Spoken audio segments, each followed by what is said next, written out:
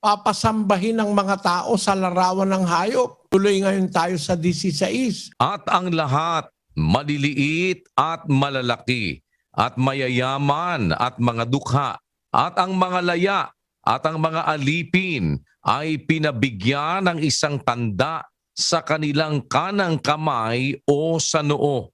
At nang huwag makabili o makapagbili ang sinuman, kundi siyang mayroong tanda sa makatwid ay ng pangalan ng hayop o bilang ng kaniyang pangalan. Kukumbinsihin niya ang mga tao na sumamba sa larawan ng hayop. Magpapagawa sila ng larawan ng hayop. Hindi natin alam kung anong larawan yan.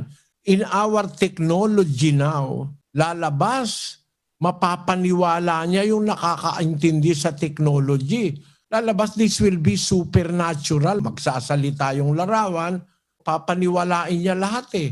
Maliliit, malalaki, mayayaman, mga dukha, mga laya, mga alipin. Maniniwala halos lahat ng klase ng tao sa kanya na siya nga Diyos kasi nakakapagbigay siya ng hininga sa larawan para mapuwersa nila lahat ng tao na sumamba sa larawan ng hayop, papatayin nila ang hindi sasamba sa larawan ng hayop.